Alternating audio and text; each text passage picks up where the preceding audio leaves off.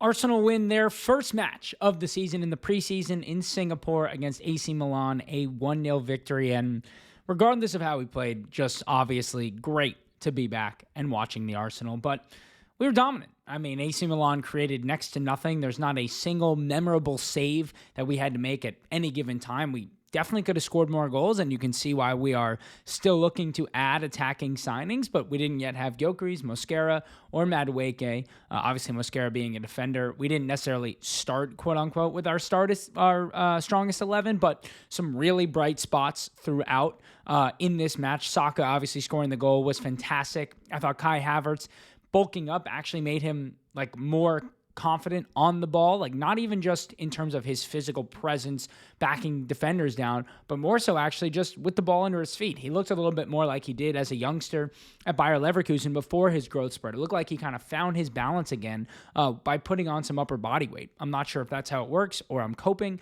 but to me, he seemed a lot stronger on the ball. He seemed to have more confidence in each touch, each shot. A little rusty. Everybody looked a little bit rusty, I think, is important to remember. Saka even at times had great moments, and then the final action wouldn't be there. Those things come with time. I mean, some of these players were injured for much of last year, didn't play much of this summer, getting a rest from international play. So overall, a very good performance. And Ethan Nwaneri starting in the center of the park. You can see we're clearly moving to a truer number 10. Ethan was so much further up the pitch. And when Odegaard came on, same thing, not as involved in build-up, much more playing as a drifting 10 into both sides. And I think that's going to help Ethan a lot. I think Odegaard had some good actions, but still isn't that comfortable that far forward. Meanwhile, I thought Ethan was just really great, and his added weight to his upper body is going to make a huge difference for him this year as well. And wow, the new signings, I mean, Christian Odegaard, I thought was very solid in the first half. He'll have to grow into his role a little bit rusty himself as well, but quick when he needed to be, strong on the ball, really smart, decisive player.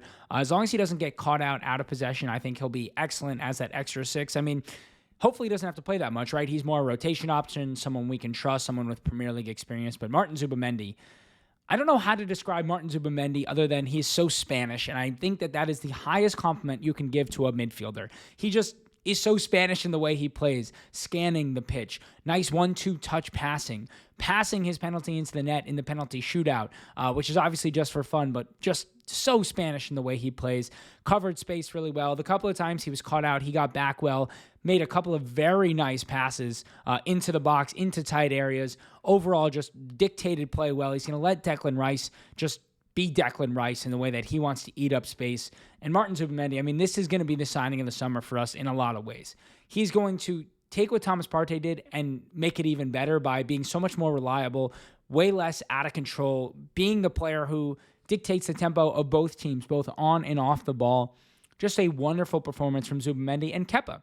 Kepa was excellent in the penalty shootout. He didn't have to do much else, but good to see what he can offer out of defense, and similarly to Norgard, where it's not going to play that much, but having Premier League experience, just being experienced, being a veteran, just showing what you're made of. It was great to watch the two of them as well in this match.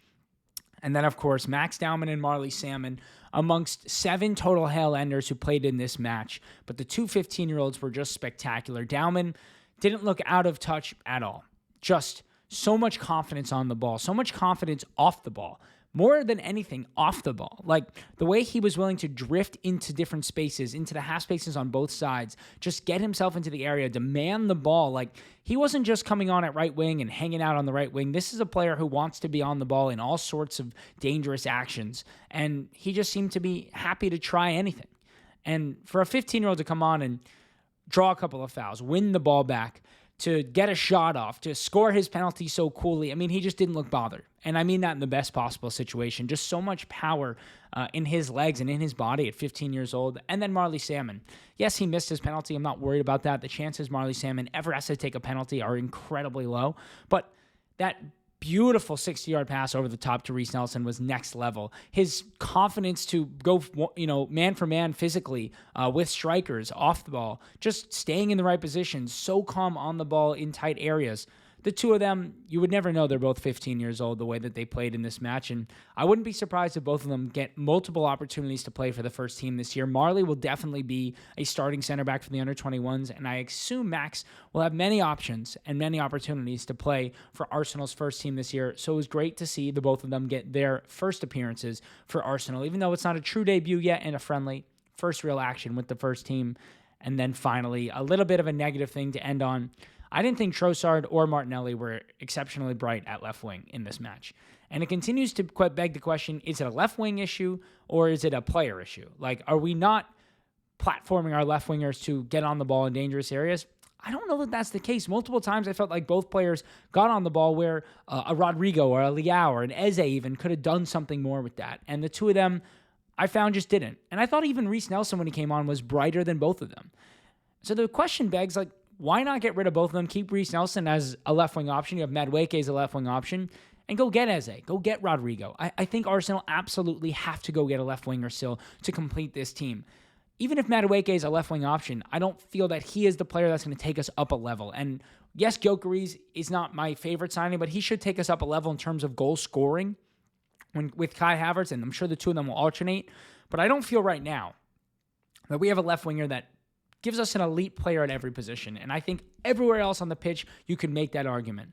It's clear that left wing is still an area we need to upgrade in. And it looks like Xavi Simons is going to go to Chelsea. So Eze, Rodrigo, maybe a late shout for Leao, though I've been told there's no chance at Leao. You'd like to see one of those happen. But right now, Arsenal are still struggling on that left-hand side and with that left winger. So that's a big thing that needs to be tackled here in the next month. So make sure you're subscribed to Arsenal Report. The button is right down there. Hit the subscribe. We're talking all things Arsenal all the time, every day, and we'll talk to you tomorrow.